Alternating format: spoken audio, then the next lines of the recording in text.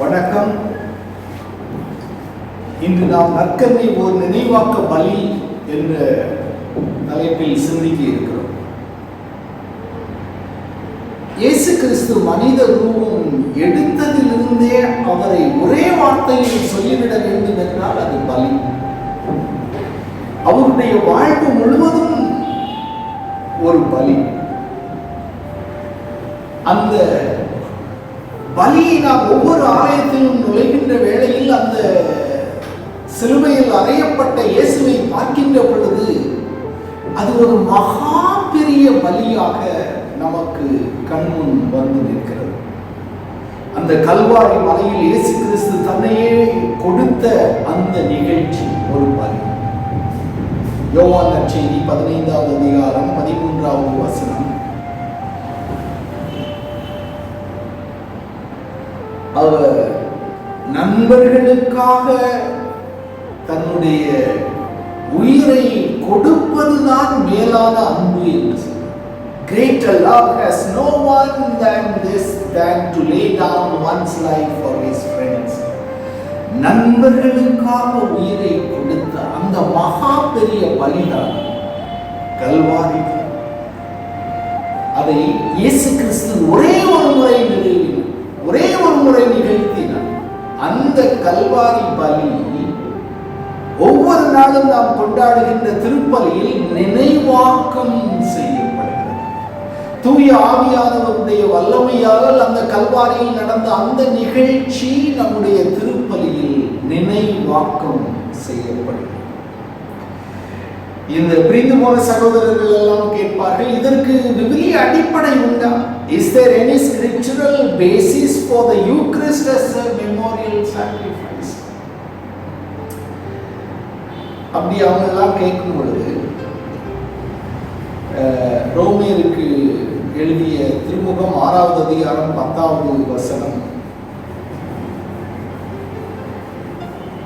Christ our Passover lamb was sacrificed.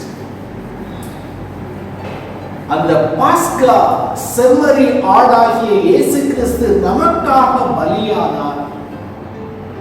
அந்த பாஸ்கா பலியை அவர் முதலில் கொண்டாடியது கல்வாரியில் அல்ல. முதலில் அவர் கொண்டாடியது அந்த ராப்போசன அறை. அந்த ராப்போசன அறையில் இயேசு கிறிஸ்து அப்பத்தையும் கிண்ணத்தையும் எடுத்து இது என் உடல், இது என் ரத்தம் என்று சொல்கின்ற வேளையில் அந்த பாஸ்கா பலி, பழைய பாஸ்கா பலிக்கு ஒரு புதிய அர்த்தத்தை கொடுக்கிறார். இது என் உடல், என் ரத்தம், உலகம் அனைத்தும் ஒப்பு கொடுக்கக்கூடிய ஒரு பலி என்று அந்த ராப்போசன அறையில் நிகழ்த்தியதுதான் கல்வாரியில் நிகழ்வு. அந்த பாஸ்கா உணவை அவர் ஒரு பாஸ்கா பலியாக மாற்றவில்லை என்றால், தன்னுடைய பாஸ்கா பலியாக மாற்றவில்லை என்றால், கல்வாரியில் நடந்தது ஒரு குற்றவாளியை கொலை செய்த ஒரு நிகழ்ச்சி மட்டும். அந்த கல்வாரியில் நடந்த அந்த நிகழ்ச்சி ஒரு பலியாக வேண்டும் என்றால், அந்த ராப்போசன அறையில் நடந்ததும் இயேசுவினுடைய ஒரு பாஸ்கா பலி. இது என் உடல், இது என் ரத்தம். அந்த பலி கல்வாரியில் நிறைவாகும். அந்த கல்வாரியில் நடந்த அந்த நிகழ்ச்சியை தூய ஆவியானவருடைய வல்லமையினால் ஒவ்வொரு நாளும் நாம் திருப்பலியில் நினைவாக்கம் செய்வோம். So Eucharist is the memorial sacrifice of Jesus Christ on Calvary. இத ஒரு சின்ன முன்னுரையில நம்ம தொடரும். எல்லாரும் விரும்புறது gift வாங்குறது. ஒரு சிலர் தான் gift கொடுக்கிறதுக்கு, அங்கிள் வெளிநாட்டில இருந்து வரமாட்டாரா, என்னுடைய பிறந்த நாள் வராதா, என்னுடைய வார்த்தை பாடுங்களே, என்னுடைய குருப்பட்ட நினைவு வராதா, என்னுடைய கல்யாண நாள் வராதா, பரிசு வாங்கலாமே அப்படின்னு சொல்லிட்டு எல்லாரும். The gift giving is a very important aspect of human life. பரிசு கொடுப்பது, அந்த பரிசு கொடுப்பது தானம் கொடுப்பதற்கு சமம். தானம் கொடுப்பது இல்லாதவர்களுக்கு நாம் இருப்பதை கொடுப்பது தானம், ஆல்ம்ஸ் கிவிங். ஆனால் ஒருவர் மீது அன்பு கொண்டு கொடுப்பது பரிசு. பிறந்த நாளில் அன்பு கூர்ந்து கொடுப்பது பரிசு, திருமண நாளில் அன்பு கொண்டு கொடுப்பது பரிசு. நம் மீது அன்பு கொண்டவர்கள், நாம் கொள்கின்ற அந்த அன்புக்கு அடையாளமாக கொடுப்பது பரிசு. அது எதுக்கு கொடுக்கிறோம் அப்படின்னு சொன்னா, நம்ம உள்ளத்தில் இருக்கிற அந்த அன்பை வார்த்தைகளால் வெளிப்படுத்த முடியாது. ஒரு மனைவியை பார்த்து கணவன் சொல்கிறார், I love you, I love you காலையில், மதியம் I love you, I love you, சாயந்தரம் I love you, I love you. அவளுக்கு அது பத்தாது. அடுத்த நாள் சரவணா ஸ்டோருக்கு போய் இருக்கிறதுலே முதல் முறையாக வெளியாக வந்த அந்த அந்த அந்த அந்த கடையில ஒரு நல்ல அழகான சேலை எடுத்துட்டு அவளை பார்த்து, this is for you, இது உனக்கு, I love you அப்படின்னு சொன்னா அவளுடைய முகம் உலகத்திலேயே இல்லாத தாமரை மலரை போல மாறும். I love you. அப்படினால gift giving is a way of expressing a message. என்னுடைய உள்ளத்தில் இருக்கிற அன்புகள் அனைத்தையும் அந்த பரிசு பொருட்களின் மூலமாக நான் வெளிப்படுத்துகிறேன். இப்ப 2 லவர்ஸ், ஒரு பையனும் பொண்ணும் அன்பு செய்கிறாங்க. இடைவெளியில் சண்டை வந்தது. சண்டை வந்த உடனே அந்த சண்டையை எப்படி ஒப்புரவாக்குறது? உடனே போய் பையன் ஒரு பெரிய அவளுக்கு பிடித்த சாக்லேட் வாங்கி போயிட்டு, ஏ please forgive me, I made myself a fool, let's be a lover, மறுபடியும் அன்பு செய்வோம் அப்படின்னு சொல்லிட்டு அந்த சாக்லேட்டை கொடுக்கிறது அந்த பரிசு அவர்களை ஒப்புரவாக்கு. It's a message to communicate what is there in my heart. பிறகு gift giving is complete when it is accepted. நான் பரிசு கொடுப்பதை பரிசு வாங்குபவர் ஏற்றுக்கொண்டால் தான் அது ஒரு பரிசு பொருளாக. எனக்கு வேண்டாம் அப்படின்னு சொல்லிட்டு தூக்கி தூரம் போட்டுச்சுன்னா அது பரிசு, அது குப்பை. பிறகு அந்த பரிசு பொருள் விலை மதிப்பு கொண்டது அல்ல, அது ஒரு அடையாள மதிப்பு. ஒவ்வொரு வெறும் பரிசை பார்த்த உடனே அந்த விலையை பார்ப்பாங்க, இது எவ்வளவு, எங்க வாங்குறது, அது பரிசு. விலையை பார்த்தது அதனுடைய அடையாளம். இப்ப ஸ்கூல் சில்ட்ரன் 40 பேர்ல ஒரு பையன் ஒரு சின்ன pencil, teacher thanks for 9 months teaching அப்படின்னு சொல்லிட்டு கொடுக்குறாங்க. மீதி உள்ளவங்க பெரிய பெரிய பரிசெல்லாம் கொடுக்குறாங்க. ஆனா அந்த அந்த அந்த டீச்சர் அந்த பென்சிலை கூட ஒரு ஒரு மதிச்சு இந்த சிறு பையனுடைய அன்பு அப்படின்னு சொல்லிட்டு ஏற்றுக்கொள்கின்ற பொழுது அது பொருள் மதிப்பு அல்ல, அடையாள மதிப்பு.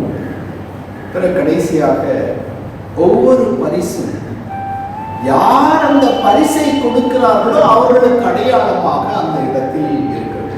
gift stands for பரிசு. இந்த பரிசு கொடுத்தலை தான் பழைய ஏற்பாட்டின் தொடக்கத்திலிருந்தே மனிதன் கடைபிடித்து வந்தார். கடவுள் மீது கொண்ட அன்பினால் தான் உழைத்த கையிலிருந்து வந்த அந்த பொருட்களை பரிசாக கொடுத்தார். அந்த பரிசுக்கு பெயர்தான் பலி. பலி. காயின் தன்னுடைய நிலத்தில் விளைந்த அந்த முதல் கனியை ஆண்டவருக்கு கொடுக்கிறார். அது ஒரு பரிசு, ஒரு பலி. ஆபேல் தன்னுடைய ஆடுகளில் பிறந்த முதல் ஆட்டுக்குட்டியை கடவுளுக்கு பரிசாக கொடுக்கிறார். அது அவனுடைய பரிசு, பலி.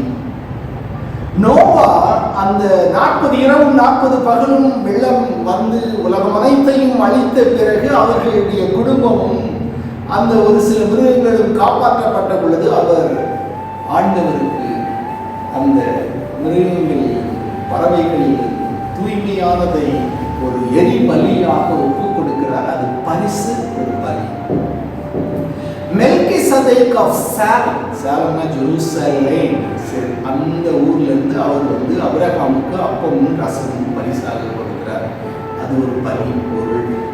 அதைத்தான் இயேசு கிறிஸ்து செய்வார். ஆகையால தான் இயேசு கிறிஸ்துவுக்கு இந்த மெல்கிசதேக், அந்த தலைமுறையில் வந்த குருவானவர் என்றெல்லாம் பெயர் சூட்டப்பட்டு, ஆபிரகாம் தன்னுடைய ஒரே மகனை அந்த மலையில் பலியாக கொடுக்க போகின்ற பொழுது ஆண்டவர் அவரை தடுத்து நிறுத்துகிறார். அங்கு இருந்த ஒரு ஆட்டுக்குட்டியை பலியிடுகிறார். அது ஒரு பலி, அது ஆண்டவருக்கு கொடுக்கக்கூடிய ஒரு பரிசு. ஜோப் தன்னுடைய வாழ்க்கையில் அதிகாலையில் இருந்து தன்னுடைய பிள்ளைகள் எல்லாம் செய்கின்ற குற்றங்கள் எல்லாம் போக வேண்டும் என்று ஒரு பலி செலுத்துகிறார். சாம்சன், சிம்சோனுடைய தந்தை, அவரும் ஆட்டுக்குட்டியை எடுத்து அந்த தானியங்களை எடுத்து ஆண்டவருக்கு பாறையின் மீது படைக்கிறார். அது ஒரு பரிசு, ஒரு பலி. தாவீது அரசர் அந்த உடன்படிக்கை பேழை எருசலேமுக்கு கொண்டு வந்த பிறகு அதற்கு முன் எரிபலியை செலுத்தினார். அது ஆண்டவருக்கு அவர் கொடுக்கக்கூடிய ஒரு பரிசு, ஒரு பலி. ஆகையினால பழைய ஏற்பாடு முழுவதும் நாம் வாசிக்கின்ற பொழுது லேவியர்களுக்கு கொடுத்த அந்த கட்டளையின் படி அவர்கள் பலிக்கு மேல் பலி செலுத்தினார். அது காரணம் கடவுள் மீது கொண்ட அந்த அன்பு. அவருக்கு என்னுடைய ரொம்ப முக்கியமான ஒன்றை கொடுக்கணும் அப்படிங்கிற ஒரு. அதனால தான் 2வது நூற்றாண்டிலிருந்தே இந்த கிரேக்க எழுத்தாளர்கள் எல்லாம் எழுதியிருக்கிறார்கள், நீங்கள் நகரத்தில் அந்த ஊர்ல ஒரு பெரிய லைப்ரரியே இல்லாம இருக்கலாம், அங்க ஒரு பெரிய கலை வண்ணம் தீட்டிய அறைகள் எல்லாம் இல்லாமல் இருக்கலாம், அங்கு அறிவியல் வளர்ச்சி அடையாத இடங்கள் எல்லாம் இருக்கலாம். ஆனால் அந்த நகரத்தில் ஒரு பலி மேடையும் குருவானவரும் இல்லாமல் இருக்க மாட்டார் என்று எழுதுகிறார். ஒவ்வொரு கிராமத்திலும் நகரங்களிலும் இந்த குருவும் பலியும் பலிப்பீடமும் இல்லாமல் இல்லை. எல்லா ஊர்லையும் நகரத்திலையும் கிராமங்களிலும் இந்த பலியும் பலிப்பொருளும் பலிப்பீடமும் இருக்கிறது. காரணம், கடவுள் மீது கொண்ட அன்பினால் அவருக்கு நான் கொடுக்கக்கூடிய அந்த இடம். ஆனா ஒரு சில காலகட்டத்தில் மனிதனையே பலி செலுத்தக்கூடிய ஒரு சூழ்நிலை எல்லாம் ஏற்படும். ஹியூமன் சாக்ரிஃபைஸ், அந்த அதிமிகள் சாக்ரிஃபைஸ், மனிதனையே பலியாக்கக்கூடிய ஒரு எண்ணம். இது நடந்தால் என்னுடைய போரில் நான் வெற்றி பெறுவேன், இது நடந்தால் எனக்கு செழிப்பு வரும் என்றெல்லாம் குழந்தைகளை நரபலியாக்கக்கூடிய ஒரு நிகழ்ச்சிகள் எல்லாம் இன்றும் எங்கெங்கோ மறைவாக நடந்து கொண்டதாக. அது எனக்கு சுத்தமாக பிடிக்காது. இந்த மனிதன் பலியாக சரி, இந்த பலியெல்லாம் எதற்காக? நான் சொன்னேன், அன்பு கூர்ந்து. ஆண்டவரை எனக்கு ஆராதிக்க வார்த்தை இல்லை என்றால் ஒரு பலி செலுத்து.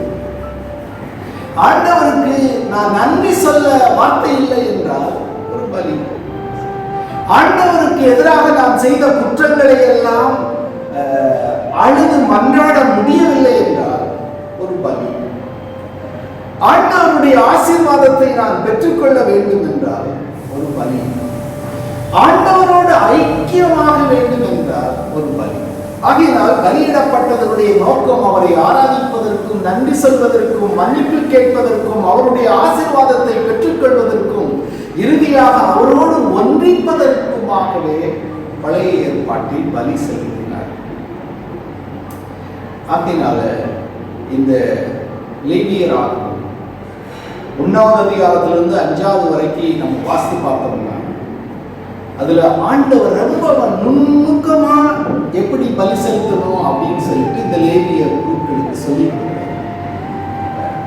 1வது அதிகாரம் எரிபலி, 2வது அதிகாரம் உணவு படையல் பலி. இது முழுமையாக எரிக்கப்படும், முழுமையாக அழிக்கப்படும், மீதி எதுவுமே இருக்காது. 2வது ஒரு செட் ஆஃப் பலி, அது சமாதான பலி. பாவ பரிகாரம் பலி, குற்ற கழுவாய் பலி. இந்த மூன்றும் மனிதன் ஆண்டவரோடு கொண்ட உறவை வெளிப்படுத்தக்கூடிய பலிகள். இந்த பலிகளை எல்லாம் நாம் படிக்கின்ற பொழுது மூன்று அம்சங்களை அங்கே பார்க்கிறோம். ஒன்று, அழிக்கப்படுதல். அந்த பலிப்பொருள் அழிக்கப்படும். இம்மோலேஷன், totally destroyed. The offering is totally burnt, totally destroyed. Immolation. இரண்டாவது, அந்த பலிப்பொருள், ஆண்டவருக்கு பலி செலுத்துவதற்கு பலிப்பொருள் தேவை. ஒரு மிருகமோ, ஒரு பறவையோ, ஒரு தானியமோ தேவை. பலிப்பொருள் ஆஃபரிங். மூன்றாவது, அதை ஏற்றுக்கொள்ளுதல். குருவானவர் காணிக்கை எடுத்து செல்கின்ற பொழுது, கரங்களை நீட்டி வாங்குகின்ற பொழுது அவருக்கு ஒரு மகிழ்ச்சி, என்னுடைய காணிக்கை, என்னுடைய பலி ஏற்றுக்கொள்ளப்பட்டு விட்டது.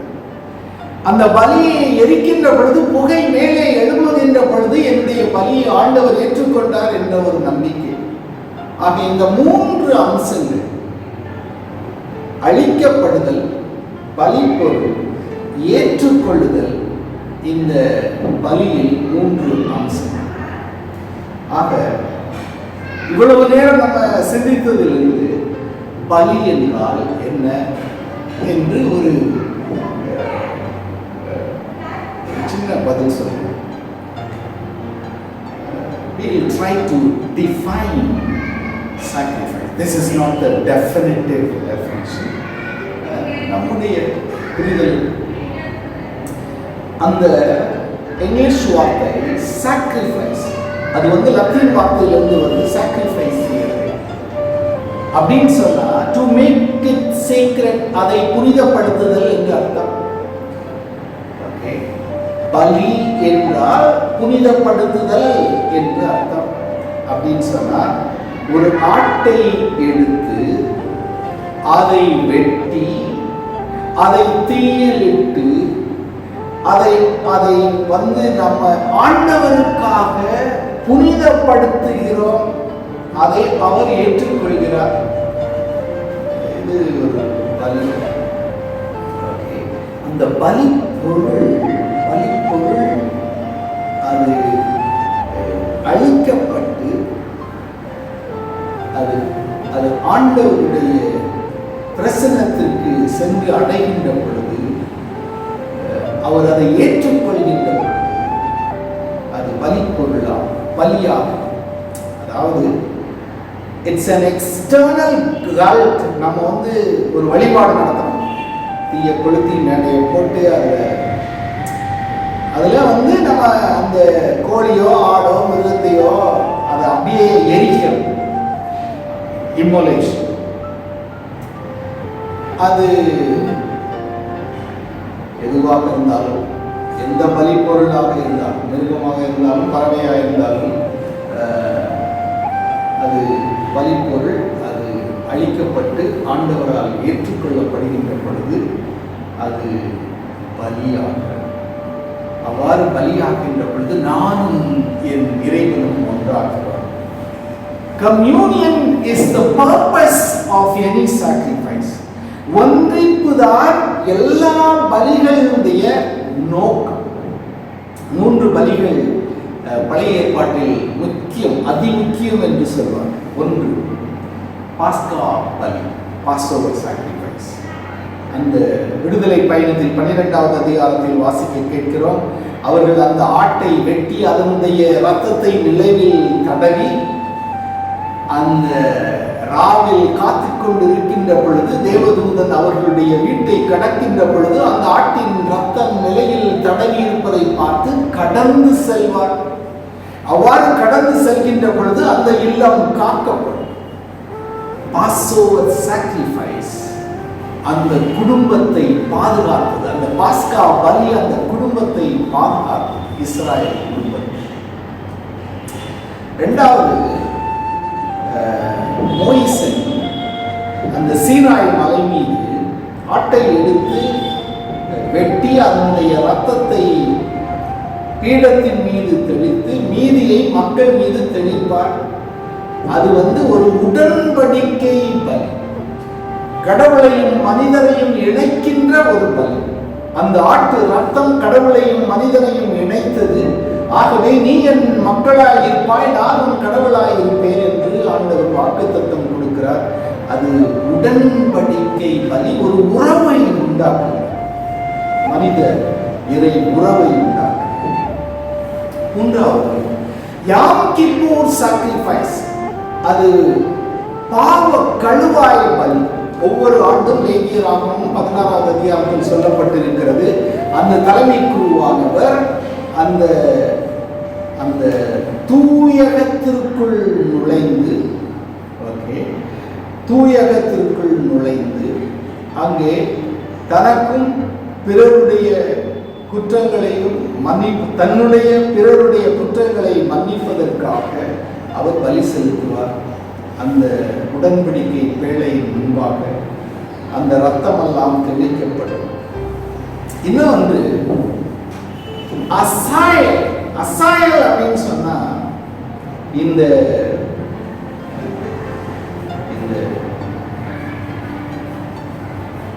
ஆட்டுக்குட்டியை எடுத்து அதன் தலைமீது கைகளை வைத்து அந்த பாவங்களை எல்லாம் அடையாளமாக அந்த ஆட்டுக்குட்டியின் மேல் போட்டு அதை வீதிகளில் இழுத்து அதை பாலைவனத்தில் கடத்தி செல்வார்கள்.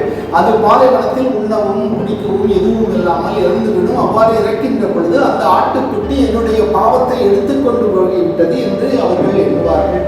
அதற்கு பேர் தான் உலகின் பாவங்களை போக்குகின்ற செம்மறி, அந்த மக்களுடைய பாவங்களை போக்குகின்ற ஆட்டுக்குட்டி.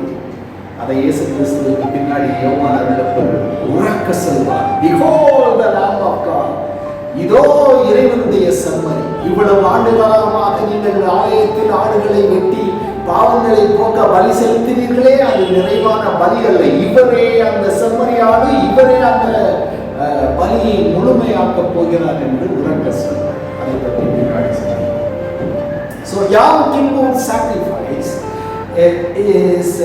is offered for the atonement of my sin and for the sin of the priest who offered. அதனால இந்த மூன்று பலிகள், அந்த பாஸ்கா பலி, உடன்படிக்கை பலி, பாவ கழுவாய் பலி, இந்த மூன்றுமே ஆண்டவர் என்னை தண்டிக்க போகிறார், நான் செய்த குற்றங்களுக்காக அவர் என்னை தண்டிக்க போகிறார் என்று பலி செலுத்துவது. அவர் கோபமாயிருக்கிறார், என் மீது கோபமாயிருக்கிறார், அவருடைய கோபம் எல்லாம் தணிவதற்காக நான் ரத்தம் சிந்த வேண்டும். இந்த ஆட்டினுடைய ரத்தத்தை சிந்தினால் அவருடைய கோபம் கொஞ்சம் தனியும் என்று அல்ல. அவர் கோபப்படுகிற கடவுள், அவர் இரக்கத்தின் கடவுள். ஆகினால் இந்த பலி செலுத்துவதே உறவை உருவாக்குவது, அந்த உடன்படிக்கை பலி, உறவை உருவாக்குவது, கவர்னன்ட் சாக்ரிஃபைஸ். அந்த உடைந்து போன அந்த உறவை மீண்டும் அதை புதுப்பிப்பதற்காக யாம் கிப்பூர் சாக்ரிஃபைஸ், பாவ கழுவாய் பலி. Passover sacrifice, அந்த உறவை பாதுகாப்பதற்காக, to preserve this relationship. ஆகையினால ஆண்டவரோடு உறவு கொள்வதும் அந்த உறவை பாதுகாப்பதும், உடைந்து போன அந்த உறவை மீண்டும் கட்டி எழுப்புவதற்குமாகவே இந்த மூன்று பலிகளை அவர்கள் செய்தார்கள். இந்த மூன்று பலிகளின் மூலம் அவர்கள் கடவுளோடு ஒன்றித்தார்கள். ஆகையினால the purpose of the Old Testament sacrifice was to have communion with God. In the Levitical sacrifices, அது முழுமையடைவில், ஏனென்றால் ஒவ்வொரு நாளும் ஒவ்வொரு ஆண்டும் ஆயிரக்கணக்கான ஆடுகளை எடுத்து சென்று வெட்டி பலி செலுத்தினாலும் மனிதனுடைய வாழ்க்கையில் ஒரு நிறைவு கண்டதாக இல்லை, அவனுடைய உறவு முழுமையடைந்ததாக இல்லை. உறவு உடைந்து கொண்டே தான் போய்கொண்டே இருக்கிறது, பாவம் செய்து கொண்டே தான் இருக்கிறார்கள், அந்த பலியும் செலுத்தி கொண்டே தான் இருக்கிறார்.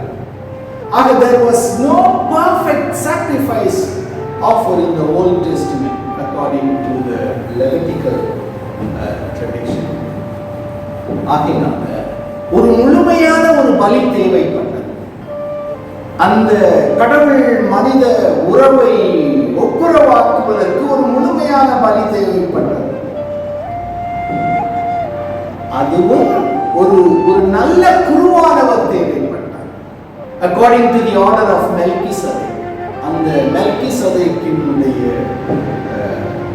அந்த வரிசையில் வரக்கூடிய ஒரு குருவானவர் அவர்தான் இயேசு கிறிஸ்து, our Lord Jesus Christ. And அவரே குருவானவர், அவரே பலி பொருளானவர், அவரே பலியிடுகிறவர். தந்தை அதை ஏற்றுக்கொள்கிறார். அதுல மனுஷனுக்கு எந்த வேலையுமே கிடையாது. அவருடைய அந்த பலி முழுமையான பலி என்று எபிரேயருக்கு எழுதிய திருமுகம் 10வது அதிகாரம் 14வது வசனம், perfect for all time those who are sacrificed. எல்லா காலத்திற்கும் அது நிறைவான ஒரு பலி என்று அவர் உணர்த்துகிறார். ஆகையினால கடவுள் மனிதராய் இறங்கி வருகிறார். இயேசு கிறிஸ்துவினுடைய மனித ரூபத்தில் இந்த உலகம் உடைந்து போய் இருக்கிறது, உறவை இழந்து போய் இருக்கிறது. இப்படிப்பட்ட ஒரு சூழ்நிலையில் இறை மனித உறவை ஒப்புரவாக்குவதற்காக தன்னையே ஒரு செம்மறியாக பலியிட முன்வருகிறார். அவரே முன்வருகிறார். He offered himself, தன்னையே once for all, ஒரே ஒரு முறை. எபிரேயருக்கு எழுதிய திருமுகம் 7வது அதிகாரம் 27வது வசனம், அந்த சிலுவை என்ற பலிபீடத்தில் அவர் தன்னை பலியாக்குகிறார். அதுதான் தந்தை இறைவனுக்கு உகந்த ஒரு பலி. பழைய ஏற்பாட்டில் செலுத்தப்பட்ட பலிகளுக்கெல்லாம் இது ஒரு நிறைவாக ஒரு பொட்டு வைக்கக்கூடிய ஒரு பலி. அதனால இயேசு கிறிஸ்துவினுடைய பலி அது எப்படிப்பட்ட பலி அப்படின்னு சொல்லிட்டு இப்ப சிந்திப்போம். அவருடைய இறப்பு, கல்வாரியில் இறந்த அந்த இறப்பை விவிலிய வல்லுநர்களும் இறையியலாளர்களும் அதை ஒரு பலியாக சித்தரிக்கிறார்.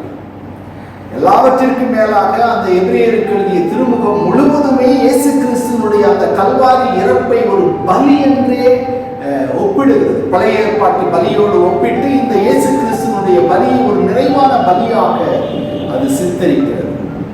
அதுல he entered once for all into the holy place, taking not the blood of goats. அது மிருக ரத்தத்தையோ ஆட்டு ரத்தத்தையோ மாட்டு ரத்தத்தையோ அவர் எடுத்து செல்லவில்லை, தன்னுடைய சொந்த ரத்தத்தை எடுத்து பலி செலுத்தினார் என்று எபிரேயருக்கு எழுதினார். அந்த எபிரேயருக்கு அந்த புத்தகத்தில் பார்க்கிறோம் 9வது அதிகாரம் 12வது வசனம். ஆகினால அந்த கல்வாரியில் செலுத்தப்பட்டது ஒரே ஒரு முறை. அதை நம்ம திரும்ப செய்ய முடியாது. இயேசு கிறிஸ்து ஒரே ஒரு முறை சிலுவையில் தன்னை கொடுக்கிறார். எபிரேயருக்கு எழுதிய திருமுகம் 10:10. அந்த பலி நம்ம திருப்பலியில சேர்ந்து நினைவாக்கும். அந்த ஒரே ஒரு பலியை இங்கு நாம் நினைவாக்கம் செய்கிறோம். அதை அடுத்து சிந்திப்போம். அந்த இயேசுவினுடைய பலியில், அந்த பழைய ஏற்பாட்டு பலியில் நாம் கண்ட அந்த 3 அம்சங்கள் என்னது? பலி பொருள் தேவை, அந்த பலி பொருள் அழிக்கப்படும், அந்த பலி ஏற்கப்படும். இந்த இயேசு கிறிஸ்துவினுடைய கல்வாரி பலியில் இயேசுவே அந்த பலி பொருள். நல்லா கவனிங்க. அந்த சிலுவை பாதையில் இயேசு கிறிஸ்துவினுடைய ஆடைகளை களைகிறார்கள் என்று ஒரு ஸ்தலம். அந்த இயேசு கிறிஸ்துவினுடைய ஆடை மேலிருந்து கீழ் வரை ஒரே துணியால் நெய்யப்பட்டிருக்கிறது என்றெல்லாம் சொல்கிறார்.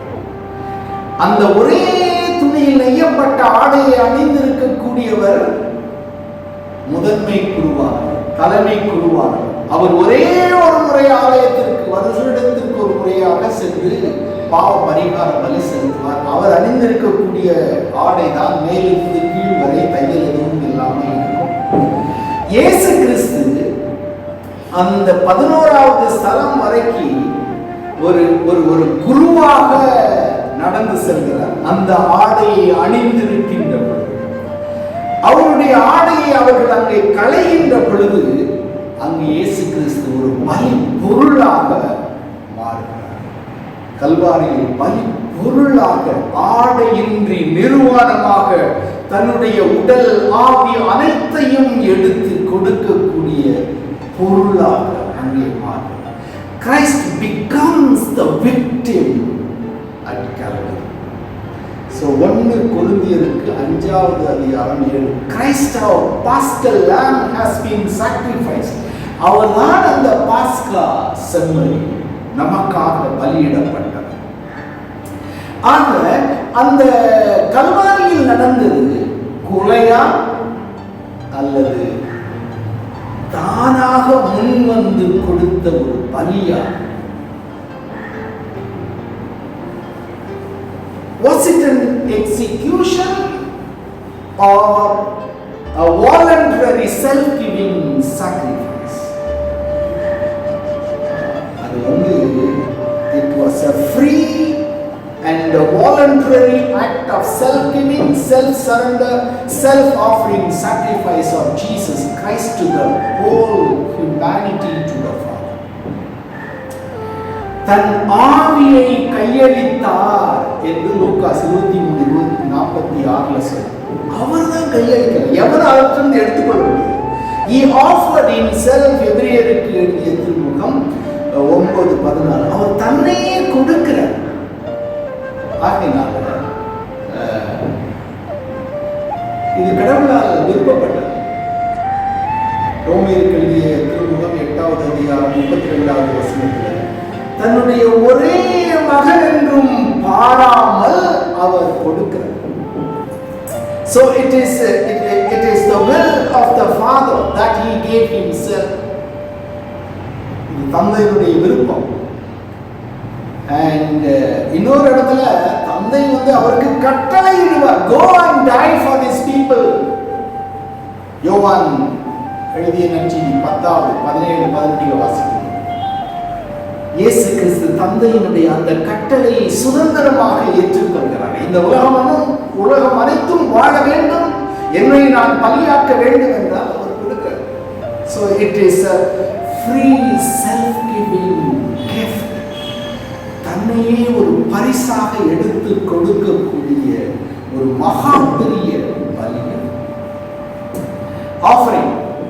ஆஃபரிங் அப்படின்னு சொல்லும்போது, however his own self offering, அல்ல சொல்லப்பட்டிருக்கு, he poured out his blood freely to the Father. எபிரேயருக்கு எழுதிய திருமுகம் 9:14. அது அவர் கீழ்ப்படிந்து, தந்தைக்கு கீழ்ப்படிந்து தன் ஆவியை கையளிக்கிறார். அது ஒரு supreme sacrifice out of love.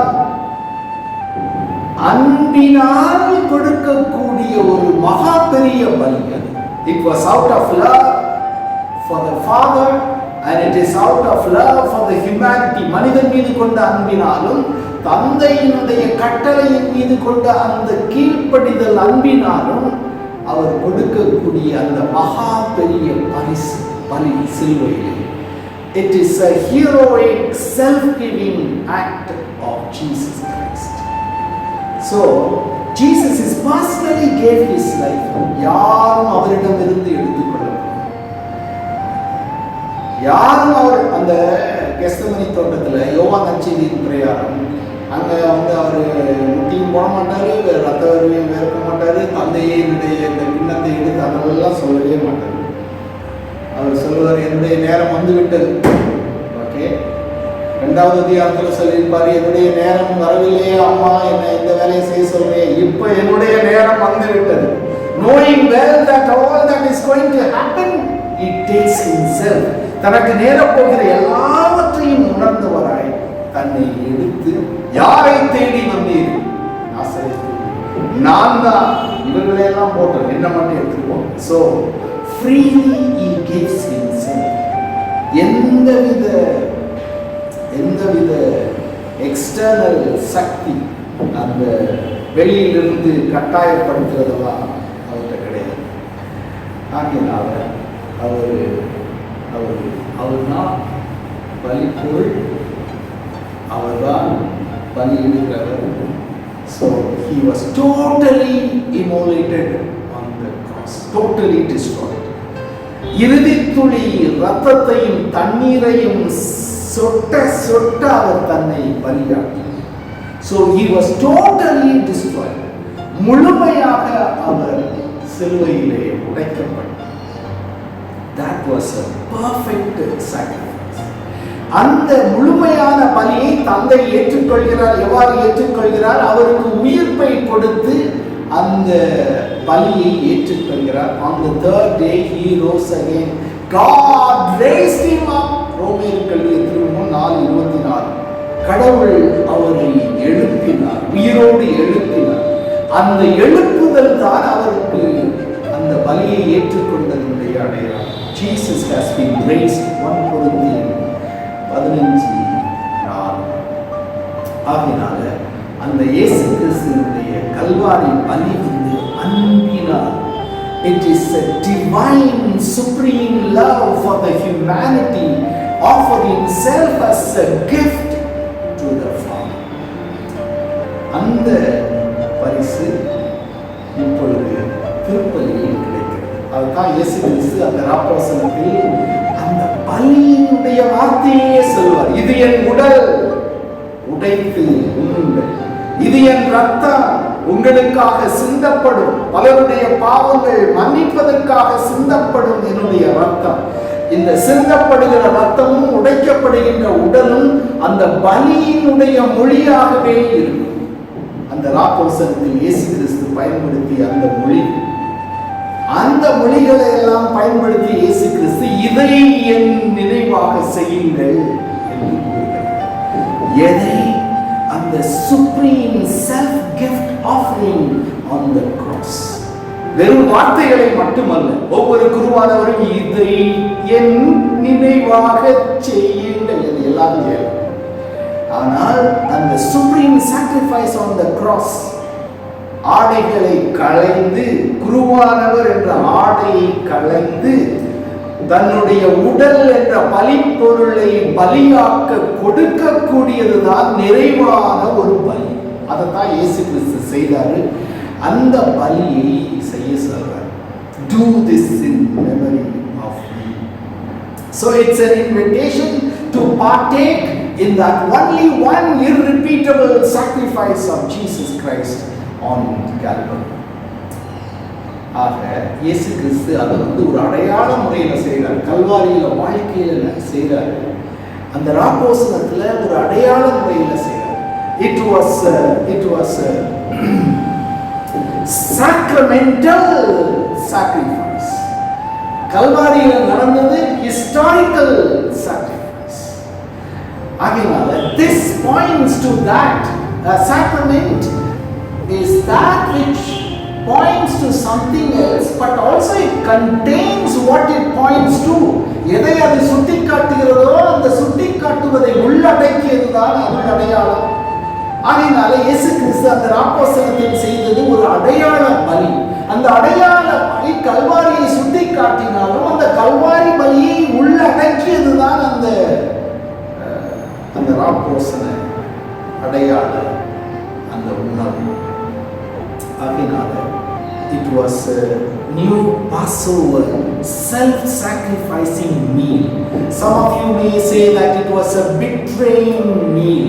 இயேசு கிறிஸ்து அவர்தான் திருப்பலியில ஒவ்வொரு நாளும் அந்த காட்டிக் கொடுக்கப்பட்ட இரவில் அப்பத்தை எடுத்து கிண்ணத்தை எடுத்து உடைத்து கொடுக்கக்கூடிய அந்த பலி. It is more than a betrayal meal.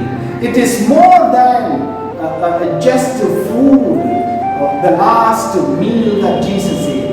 It was a new Passover self-sacrificing meal. தன்னையே உணவாக கொடுக்கக்கூடியது, பலி உணவாக கொடுக்கக்கூடியது. அதனால்தான் பவுலடிகளார் வந்து அந்த 1 கொரிந்தியர்கள் 11 அதிகாரம் 26 சொல்றாரு. நீங்கள் ஒவ்வொரு முறையும் இந்த அப்பத்தையும் கிண்ணத்தையும் எடுக்கின்ற பொழுது இயேசு கிறிஸ்துவினுடைய இறப்பை அறிக்கையிடுகிறீர்கள். அவர் வரும் வரை அறிக்கையிடுகிறீர்கள்.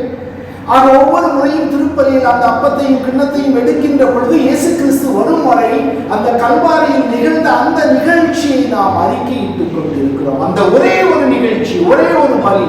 It was an irrepeatable sacrifice of Jesus Christ that we proclaim. ஆகையினால அந்த கிறிஸ்துவர்கள் எல்லாம் அதில் பங்கு கொள்கின்ற பொழுது it is an unbloody sacrifice in the Eucharist. But what Jesus did on the Calvary was a bloody sacrifice. Before he could perform that bloody sacrifice, he did an unbloody sacrifice at the synagogue. அப்பத்தை எடுத்து கிண்ணத்தை ஆகையினால it is not that Jesus offered two sacrifices, one at Calvary, one at the Last Supper. No, it is not so. Okay, far from it. Christ offered only one sacrifice at Calvary. And at the Last Supper, கடைசி ராவுணவில் இயேசு கிறிஸ்து ஒரு அருள் அடையாள பலி. அது ஒரு அருள் அடையாள பலி. Okay, it points to that Calvary sacrifice. ஆகையினால் தான் பவுலடிகளார் சொல்றார் அவருடைய கடிதத்தில், இதை என்னைக்குமாக செய்யுங்கள். 11வது அதிகாரம் 24-25. பிரியமான சகோதர சகோதரிகளே, பழைய ஏற்பாட்டு பலிகளை எல்லாம் பார்த்தோம். அது ஒரு நிறைவேறாத, முழுமையடையாத ஒரு பலி. அந்த பலியை இயேசு கிறிஸ்து தன்னையே பலிப்பொருளாக்கி தானே ஒரு குருவாக நின்று தந்தைக்கு பலியிட, தந்தை அதை ஏற்றுக்கொண்டு அதை ஒரு நிறைவான பலியாக்கினார் என்று சிந்தித்தோம். அந்த நிறைவான பலி நற்கருணையில் கொண்டாடப்படும் Eucharist as a memorial sacrifice, நினைவாக்க பலியாக கொண்டாடப்படுகிறது. ஒவ்வொரு முறையும் திருச்சபை கூடுகின்ற பொழுது அந்த ஒரே ஒரு ஒப்பற்ற பலியை அந்த பலிபீடத்தில் நினைவாக்கம் செய்வது. காரணம், தலையாகி இயேசு கிறிஸ்து செய்த அந்த பலியை உடல் உறுப்புகளாகி இந்த திருச்சபை செய்கின்ற பொழுது தலையே செய்வதற்கு சமம். ஆக அந்த தலையாகி இயேசு கிறிஸ்து செய்த அந்த கல்வாரி பலியை உடல் உறுப்புகளாகி இந்த திருச்சபை பலிபீடத்தில் நின்று கொண்டு அந்த திருச்சபையினால் அங்கீகரிக்கப்பட்ட ஆயர்களாலும் குருக்களாலும் நிறைவேற்றுகின்ற பொழுது அந்த கல்வாரி பலி நினைவாக்கம் செய்யப்படும். It is called anamnesis, நினைவாக்கம். நினைத்தல் அந்த கல்வாரி பலி, memorial, to make it present, அதை அப்படியே இங்கு கொண்டு வரும். அதனால இது சும்மா நினைச்சு பார்க்கறதில்லை. இயேசு கிறிஸ்து கைது செய்தல், இயேசு கிறிஸ்து தீர்ப்பிடுதல், இயேசு கிறிஸ்து சிலுவையில் அறைதல், இயேசு கிறிஸ்து உயிர்த்தல், இது இந்த மாதிரி யோசித்து பார்க்கறது கிடையாது. It is living memory.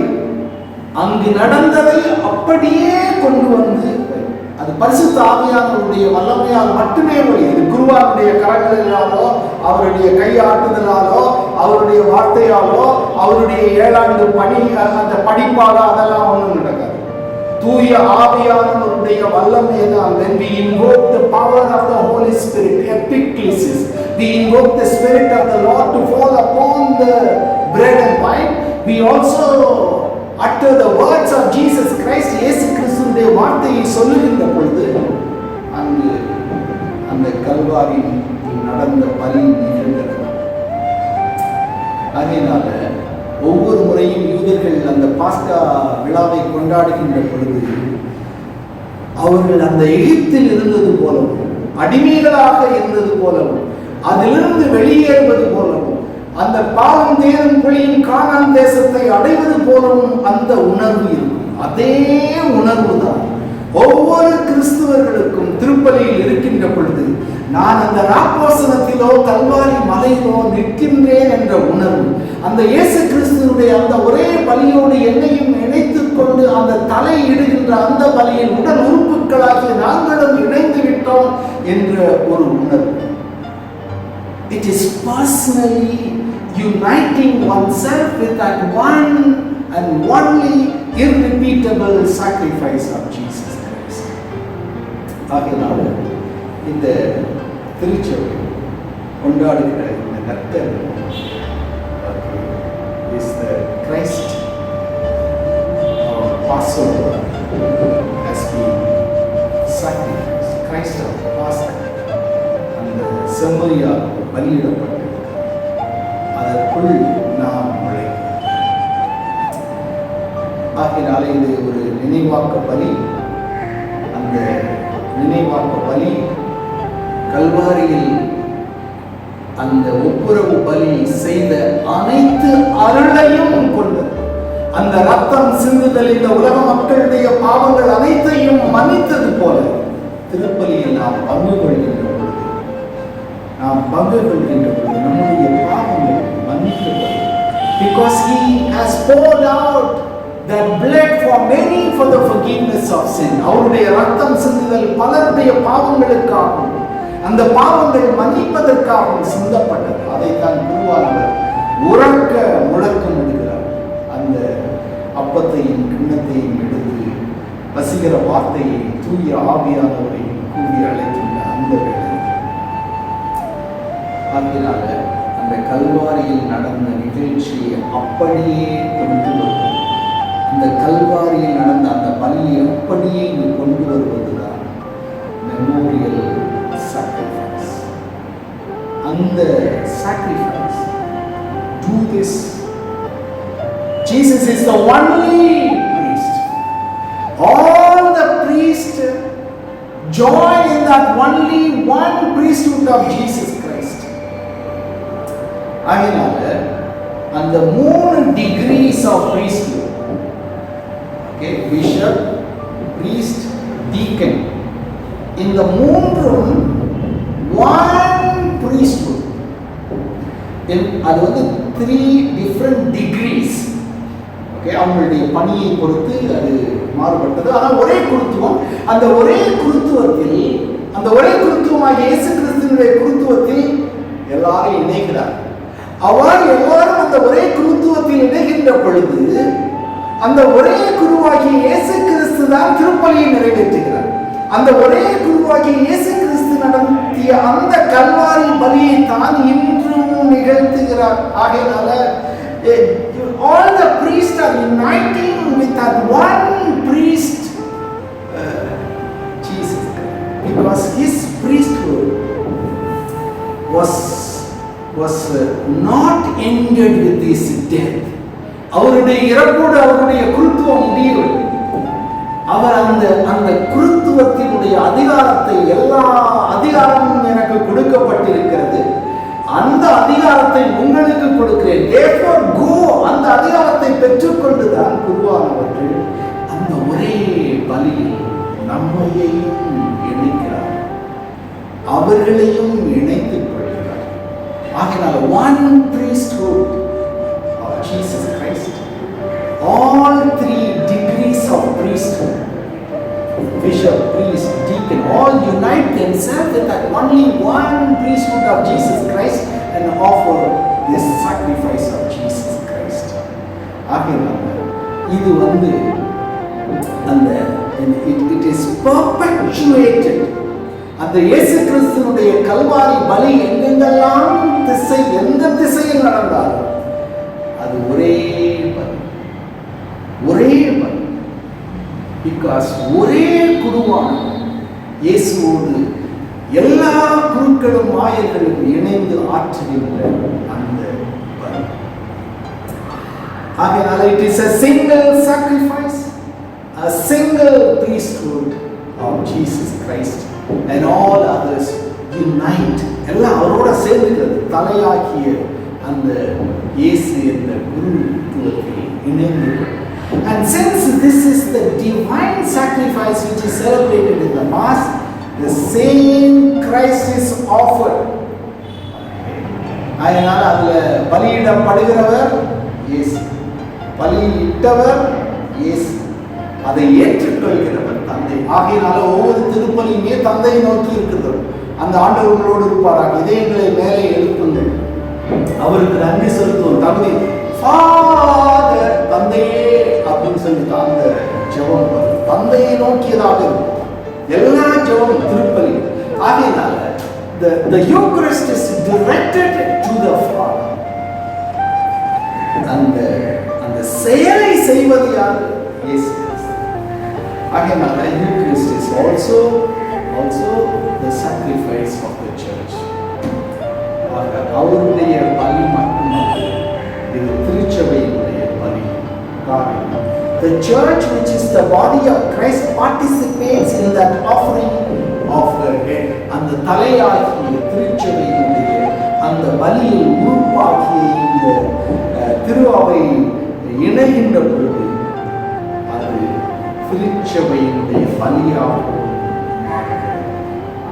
ஆகியனால்தான் திருப்பலி நிறைவேற்றுகின்ற பொழுது நம்ம எல்லாரோடையும் இணைந்து செயலாற்ற அந்த ஆதி கிறிஸ்துவர்கள் அந்த பூமிக்கடியில் 3 நூற்றாண்டுகள் இருந்தார்கள். அந்த பூமிக்கடியில் குகைகளை எல்லாம் தோண்டி அதற்குள் இருந்தார்கள், கேட்டகூம்ஸ். அதற்குள் இருக்கின்ற பொழுது ஒரு படம் அவர்களுடைய ஜெபத்தை சித்தரிக்கிறது. ஒரு பெண்மணி தன்னுடைய கரங்களை விரித்து தலையை உயர்த்தி இவர் வழியாக இவரோடு இவர்கள் என்று ஒரு ஜெபம் செய்கிறார். அப்படி என்றால் கல்வாரியில் அந்த கரங்களை விரித்து தன்னையே பலியாக்கிய அந்த இயேசு கிறிஸ்துவோடு அந்த பெண்மணி தன்னையே இணைத்துக் கொண்டு இவரோடு இவர் வழியாக என்ற ஒரு ஜெபத்தை சொல்லி தன்னையே அவள்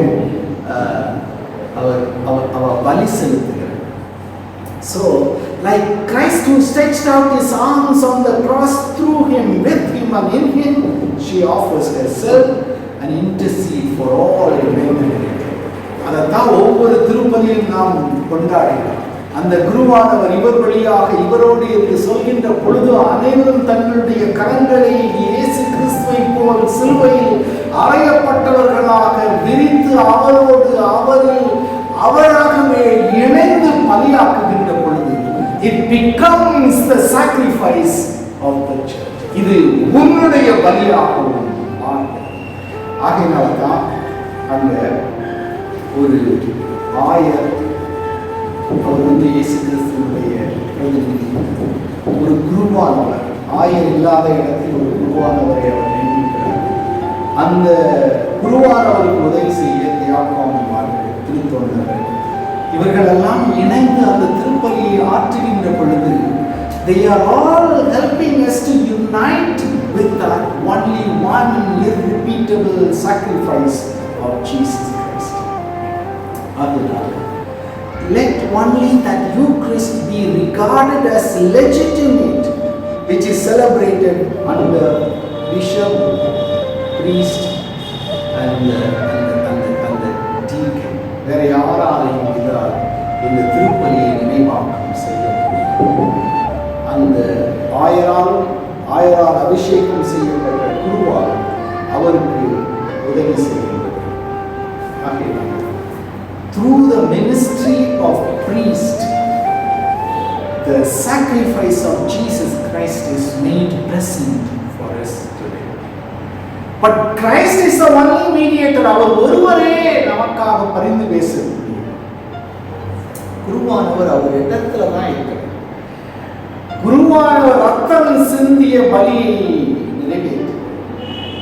இயேசு கிறிஸ்து ரத்தம் சிந்திய பலியை நிறைவேற்று. குருவானவர் ரத்தம் சிந்தாமல் அந்த பலியை ஒரு அருள் அடையாளமாக நிறைவேற்றுகிறார். It is an unbloody sacramental sacrifice. இந்த பலி இப்பொழுது வாழ்ந்து முடிந்த புனிதர்களுடைய தோழமை. ஆகினால்தான் மரியாள், யோசேப்பு, திருத்தூதர்கள், எல்லா மறை சாட்சிகள், இரத்த சாட்சிகள் அனைவரையும் அழைத்து அந்த இயேசு கிறிஸ்துவுடைய பலியோடு நாம் நினைக்கிறோம். வாழ்வோரினுடைய இது பலி. அந்த திருத்தந்தை ஆயர், குருக்கள், பொதுநிலையினர் அனைவரையும் அவருடைய அந்த ஒரே பலியில் இது இணைக்கிறது. அதனால இது வாழ்வோரையும் இணைக்கிறது, வாழ்ந்து முடிந்த புனிதர்களையும் இணைக்கிறது, இறந்தவரையும் இணைக்கிறது. அதாவது மோனிகா, அகஸ்தினாருடைய அம்மா, தங்களுடைய சொந்த நாட்டுக்கு இத்தாலியிலிருந்து போய்கிட்டு இருக்கும்போது ரொம்ப நோய்வாய்ப்பட்டார். அப்ப அகஸ்டினுக்கு பயமா இருக்கு. இப்ப கப்பல்ல ஏறினா இந்த அம்மாவை எங்க அடக்கம் கூட செய்ய முடியாது, கடலுக்கு தூக்கி போடுமே. அப்ப மோனிகா சொல்றா, என்னுடைய உடலை நீ எங்க வேணாலும் தூக்கி போட்டுக்கோ, ஆனால் நீ பலிப்பீடத்தில் நின்று திருப்பலி ஆற்றுகின்ற பொழுது எனக்காக என்னை நினைத்து அவருடைய பலியோடு உன்னுடைய பலியை இணைத்து நீ கொண்டாடுகின்ற பொழுது நான் அவருடைய பிரசன்னத்தில் இருப்பேன். Put this body anywhere. Don't trouble yourself about it. I simply ask you to remember me at the Lord's altar when you celebrate that day. ஆகையால தான் நம்ம இறந்தோருக்காக நினைவு பலிகளை காரணம், இறந்தோர்களுக்காக பலி செலுத்துகின்ற பொழுது அந்த இறந்தோருடைய ஆன்மாவையும் இயேசு கிறிஸ்துவுடைய அந்த ஒப்பற்ற பலியோடு இணைத்து அவர்களுக்கு அந்த மோட்சத்தை, அந்த செய்த தவறை மன்னிக்கக்கூடிய ஒரு வல்லமையை நாம் பெற்றுக்கொள்வோம். ஆக இது வாழ்ந்தோர்களுக்காகவும் வாழ்கின்றவர்களுக்காகவும் புனிதர்களுக்காகவும் இறந்தோர்களுக்காகவும் பாவிகளுக்காகவும் ஒப்பு கொடுக்கக்கூடிய. ஆகையினால இந்த பலியை நாம் செலுத்த வருகின்ற பொழுது பவுலடிகளார் சொல்கிறார், உங்களையே, ரோமேயருக்கு எழுதிய திருமுகம் 12வது அதிகாரம் 1வது அதிகாரம், உங்களையே உயிருள்ள பலியாக, தகுந்த பலியாக, ஆண்டவருக்கு உகந்த பலியாக ஒப்புக் கொடுங்கள். உயிருள்ள பலி. உயிருள்ள பலி அப்படின்னு சொன்னா நம்ம தினந்தான செத்து பிழைக்கிறோம். ஓகே, 18 மணி நேரம் ஒரு சிலர் வேலை செய்யறாங்க, சாயந்தரம் வந்தோடனே ஒரு எனர்ஜி இருக்காது. உயிருள்ள பலி, பிள்ளைகளுக்கு ஃபீஸ் கட்டணும், சாப்பாடு டேபிள்ல வைக்கணும், இதுக்கெல்லாம் என்னையே நான் தினம் தினம் பலியாக்கி கொண்டிருக்கிறேன். உயிருள்ள பலி. ஒவ்வொரு உழைப்பாளிகளும் தங்களையே ஒரு உயிருள்ள பலியாக ஒப்பு கொடுத்து கொண்டிருக்கிறார். ஒவ்வொரு தந்தையும் தாயும் தன்னுடைய பிள்ளைகள் வாழ வேண்டும் என்று உயிருள்ள பலியாக தங்களை ஒப்பு கொடுத்து கொண்டிருக்கிறார். நான் செத்துட்டேன்னா இந்த பிள்ளைகள்லாம் என்ன ஆகிறது, இந்த பிள்ளைகளை வளர்க்கிறதுக்காக வேண்டியாவது நான் உயிரோட இருக்கணுமே அப்படின்னு சொல்லிட்டு இருக்கிற தாய்மார்களும் தந்தையர்களும் ஆயிரம் அவர்களெல்லாம் தங்களுடைய பிள்ளைகள் வாழ்வதற்காக உயிருள்ள பலியாக ஒப்புக் கொடுக்கிறார். துறவிகளை எடுத்துக்கொள்ளும். இந்த துறவிகள் தங்களுடைய வாழ்க்கையிலே கற்பு, ஏழ்மை, கீழ்ப்பிடிதல் என்ற பாட்டை வாழ்கிறார்கள். கற்பு அது 55 வயது அன்றைக்கு கொடூரமாக இருக்கும் என்று டெர்ட்டுலியன் திருத்தந்தை, அந்த ஃபாதர்ஸ் ஆஃப் தி சர்ச், திருச்சபையின் தந்தை சொல்லியிருக்கிறார். அப்படிப்பட்ட இயற்கைக்கு எதிராக போராடக்கூடிய அந்த வாழ்வு ஒவ்வொரு நாளும் என்னையே உயிருள்ள பலியாக ஒப்புக் கொடுத்தல். எல்லாருக்கும் கொஞ்சம் கொஞ்சம் சிற்றின்பம், ஒரு அந்த அந்த பிளஷர்ஸ் ஆஃப் திஸ் வேர்ல்டு, இது மேலாம் ஒரு பற்றுதல் இருக்கும். அதெல்லாம் எனக்கு வேண்டாம். எல்லாரையும் ஒரு தூய்மையாய் அன்பு செய்யக்கூடிய கற்பு வாழ்வு நிதம் நாம் பலி செலுத்த. பாவர்ட்டி, ஏழ்மை, எல்லாருமே சொத்து சேர்க்கணும், எல்லா பொருளையும் கொண்டு வைக்கணும். அப்படிப்பட்ட இந்த உலகத்தில் ஒரு மாற்று கலாச்சாரம் எனக்கு இருப்பது போது கொஞ்சம் போல, அது ஒரு மகா பெரிய பலி. இந்த கீழ்ப்படிதல், அவர்கள் சொல்வதில் கடவுளுடைய சித்தம் இருக்கிறது என்று உணர்ந்து கொள்வதில் என்னையே நான் சாகிக்கிறேன். அப்படிப்பட்ட ஒரு நிலைமை. அந்த கீழ்ப்படிதல், சரி சாய்த்தல், இதெல்லாம் ரொம்ப முக்கியம். இந்த மூன்றையும் இயேசு கிறிஸ்துனுடைய அந்த ஒரே ஒப்பற்ற பலி, கல்வாரி பலியில் இருந்து கற்றுக்கொள்கிறோம். இயேசு கிறிஸ்துவை பாருங்கள். அந்த சிலுவையிலே நிர்வாணமாய் உயிர் விடுகிறார். He gives nothing for himself. That was the sacrifice of the pleasures of this world. That was the sacrifice of the materials of this world. Nothing for myself. He was the poorest of the poor when he was dying on the cross. Perfect sacrifice. அதுபோல நம்முடைய வாழ்க்கையில் கடைபிடிக்கின்ற பொழுது நாம் உயிருள்ள பலியாக, அவருடைய இதயம் திறந்து ரத்தமும் தண்ணீரும் சிந்தப்படுகிறது. அவருடைய இதயம் திறந்து இந்த உலகம் அனைத்தையும் அன்பு செய்கிறது. ஆகையினால என்னுடைய இதயத்தை ஒருத்தருக்கு மட்டும் கொடுத்துட்டு வாழ்க்கை பூரா அடிமையாக இருக்கிறத விட, கற்பு அப்படிங்கிற ஒரு வார்த்தை பாட்டை எடுத்து எல்லாரையும் அன்பு செய்கிறது வந்து ஒரு மகா பெரிய பலம். கீழ்ப்படிதல், எல்லாம் நிறைவேற்று தனக்கு கொடுக்கப்பட்ட அந்த ஒப்புரவாக்கு பணியை இறுதி வரை நின்று நிறைந்து இயேசு கிறிஸ்து செய்கிறார். எல்லாம் நிறைவேற்று. ஆகையினால் தனக்கு கொடுக்கப்பட்ட வேலையை கடைசி வரைக்கும் செய்யணும், இல்லைன்னா செத்தும் அடியணும் அப்படின்னு இருக்கிறது தான் உயிருள்ள பலி. ஆகையினால ரோமியருக்கு எழுதிய திருமுகம் 12வது அதிகாரம் 1வது வசனம், உங்களை ஒரு உயிருள்ள பலியாக ஒப்புக்கொள்ளும். ஒவ்வொரு முறையும் திருப்பலிக்கு வருகின்ற பொழுது அந்த திருப்பலி பழைய ஏற்பாட்டினுடைய எல்லா பலிகளிலும் ஒரு உச்சமாக நிறைவேறக்கூடிய ஒரு பலி. அது இயேசு கிறிஸ்துவினுடைய ஒரு நினைவாக்க பலி. அது திருச்சபையினுடைய பலி. அது என்னுடைய பலி. நான் என்னுடைய வாழ்க்கையில் அடைகின்ற சிறு சிறு துன்பம், துயரம், கஷ்டம், வலி, வேதனை அத்தனையும் இயேசு கிறிஸ்து என்ற அந்த பலி பொருளாகிய அப்ப ரசத்தில் இணைத்து அவருக்கு ஒப்பு கொடுக்கின்ற பொழுது நானும் அந்த ஒரே ஒரு கல்வாரி பலியில் என்னை இணைத்து என்னுடைய வலியையும் வேதனையும் துன்பத்தையும் இந்த உலகத்தில் ஒரு சில மக்களுக்கு மீன்பளிக்க நான் உதவுகிறேன். ஆகியனால பிரியமான சகோதர சகோதரிகளே, ஒவ்வொரு முறையும் நாம் திருப்பலிக்கு வருகின்ற அந்த ஒப்பற்ற மகான் இயேசு கிறிஸ்துவினுடைய அன்பு பலியில் நம்மையே இணைத்துக் கொண்டு நாம் படுகின்ற சிறு சிறு வேதனை, துன்பம், துயரம் அனைத்தையும் அவருடைய அந்த பலியோடு இணைத்துக் கொள்வோம். பவுலடிகளார் சொல்கிறார், நாம் படுகிற எந்த துன்பமும் துயரமும் வரக்கூடிய அந்த மகிமைக்கு ஈடாகாது. ஆகையால அவர் பெற்றிருக்கிற அந்த வெற்றி, அதை நாம் அடைய நாம் படுகிற சிறு சிறு வலி, வேதனை, துன்பம் அனைத்தும் ஈடாகாது. ஆகையால அந்த இன்பத்தையும் கொடுக்கக்கூடியது நற்கருணை, அந்த மகிமையையும் கொடுக்கக்கூடியது நற்கருணை. ஆகையால ஜெபிப்போம். எங்களை அதிகம் அன்பு செய்கிற தந்தையை உமக்கு நன்றி செலுத்துகிறோம். உமது திருமகன் இயேசு கிறிஸ்துவுக்காக நன்றி செலுத்துகிறோம். அவரே பலி, அவரே பலிப்பொருள், அதை நீர் ஏற்று அவருக்கு உயிர்ப்பை கொடுத்ததற்காக நன்றி செலுத்துகிறோம். அந்த ஒப்பற்ற ஒரே பலியில் எங்களை இணைக்க உதவுகின்ற ஆயர்களுக்காகவும் குருக்களுக்காகவும் நன்றி செலுத்துகிறோம். நாங்களும் அந்த ஒரே பலியாகி இயேசுவினுடைய பாஸ்கா பலியில் இணைய கற்றுத்தான். அந்த இயேசு விட்டு சென்ற பலியை எங்களுடைய வரலாற்றில் நாங்கள் வாழ்ந்து ஒரு பெரிய புது